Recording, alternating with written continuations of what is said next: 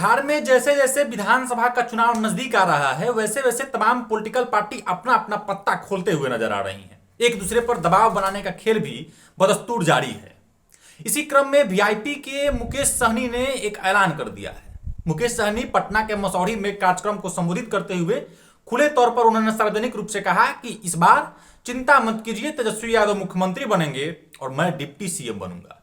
मतलब मुकेश सहनी जो एक बार तेजस्वी यादव से भरे प्रेस कॉन्फ्रेंस में इसी बात से नाराज हो गए थे कि उस प्रेस कॉन्फ्रेंस में तेजस्वी यादव ने यह ऐलान नहीं किया था कि सरकार बनने पर मुकेश सहनी को डिप्टी सीएम बनाया जाएगा। लेकिन अब पिछले कुछ दिनों से मुकेश सहनी खुले तौर पर सार्वजनिक मंच पर जाकर के इस तरह की बात कर रहे हैं कि सरकार बननी तय है और तेजस्वी मुख्यमंत्री बनेंगे और मुकेश सहनी डिप्टी सीएम बनेंगे। हो सकता है कि राजद के ऊपर यह दबाव बनाने का भी खेल हो, क्योंकि मुकेश सहनी कई बार अपनी बातों को खोल करके मीडिया में बताते नहीं हैं।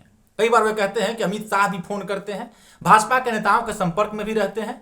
तो हो सकता है कि राजद के ऊपर यह दबाव बनाने का खेल हो कि अगर राजद की तरफ बात नहीं बने तो वो एनडीए की तरफ जा सकते हैं, इसलिए डिप्टी सीएम बनाने की बात हो रही हो ताकि ज्यादा से ज्यादा सीट लेकर के चुनाव में उतरा जा सके।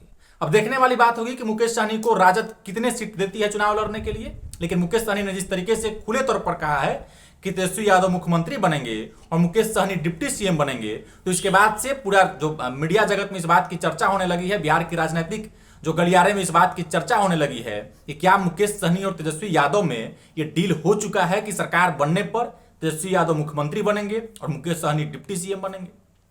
वहीं एक और खबर है कि जो चिराग पासवान के चाचा पशुपति पारस हैं, राष्ट्रीय लोजपा के अध्यक्ष, उन्होंने ये ऐलान कर दिया है कि 243 सीटों पर पार्टी अपने दम पर चुनाव लड़ेगी। पहले एनडीए में थे पशुपति पारस और जब लोकसभा चुनाव में उनको एक भी सीट नहीं मिली और चिराग पासवान को 5 सीटें दी गई, उसके बाद से बताया जा रहा था कि एनडीए से नाराज हैं। लेकिन उनके पास कोई रास्ता नहीं था क्योंकि कोई बहुत बड़ा जनाधार पशुपति पारस के पास रहा नहीं है। और बीच में जब मकर संक्रांति के अवसर पर उन्होंने एक दही चूरा भोज का आयोजन किया था, तब इस बात की चर्चा होने लगी थी कि वे महागठबंधन में शामिल हो सकते हैं। लालू प्रसाद यादव से जाकर के दोबारा उनकी मुलाकात भी हुई थी। तब भी यह कहा गया था कि महागठबंधन में पशुपति पारस की एंट्री तय है, बस सीटों के बारे में बातचीत चल रही है।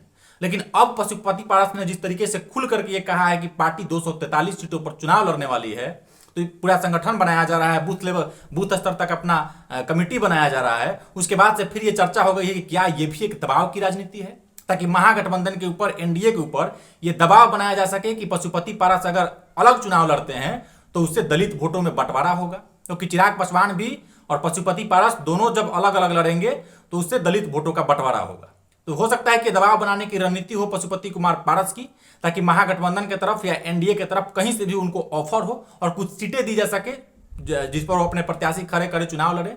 लेकिन उन्होंने अभी स्पष्ट तौर पर यह कहा है कि पार्टी 243 सीटों पर तैयारी कर रही है और 243 सीटों पर चुनाव लड़ेगी। अब देखने वाली बात होगी कि मुकेश सहनी, पशुपति पारस जो इतनी बड़ी बड़ी बातें कह रहे हैं, उनको कितनी सीटें मिलती हैं, किस गठबंधन में शामिल होकर के चुनाव लड़ते हैं। अभी चुनाव में बहुत समय बाकी है, लेकिन सब लोग दबाव बनाने के लिए अपने गठबंधन के ऊपर इस तरीके की बात कर रहे हैं।